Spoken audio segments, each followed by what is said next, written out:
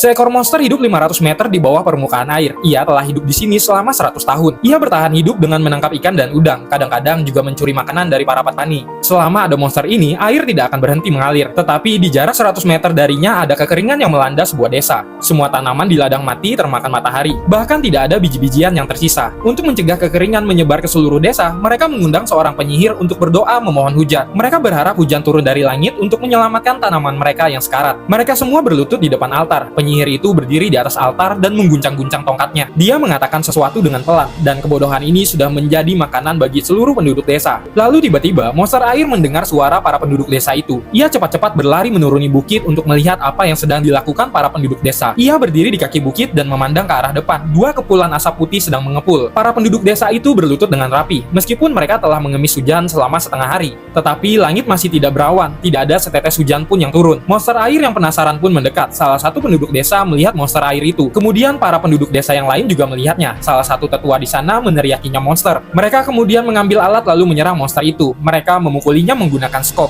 Tangisan monster itu pun menggema di seluruh daratan. Akhirnya monster itu pun babak belur dan memar-memar. Para penduduk desa mengikatnya menggunakan tali. Monster itu memohon kepada mereka agar dia dilepaskan. Ia bukanlah seorang monster, tetapi para penduduk desa yang bodoh hanya mempercayai apa yang mereka lihat. Mereka menggunakan tali untuk menyeret monster itu ke atas altar, bermaksud untuk mengorbankan monster itu ke surga, berharap hujan akan turun. Monster itu melihat ke langit, matahari yang panas membakar kulit tubuhnya. Air yang ada di tubuhnya pun seketika berubah menjadi keringat. Monster itu kemudian berteriak, dia hanyalah seekor monster kecil yang tinggal di bawah air sepanjang tahun. Dia tidak pernah melakukan apapun untuk mencelakai para penduduk desa, tetapi hari ini dia diperlakukan seperti ini. Monster itu diikat di altar selama 1 hari, dan pada keesokan harinya, monster itu memohon hujan kepada langit dengan caranya sendiri. Pada saat itu, langit pun berubah menjadi gelap. Hari yang cerah seketika berubah menjadi mendung. Tak lama kemudian, hujan pun turun membasahi bumi. Para penduduk desa melihat ke langit dan bergembira. Mereka menyadari bahwa itu berkat monster air itu. Mereka naik ke altar untuk membiarkan monster air itu pergi. Tetapi monster air itu sudah tewas di atas altar. Para penduduk desa pun merasa bersalah dan merasakan penyesalan yang sangat luar biasa melihat monster itu dalam diam.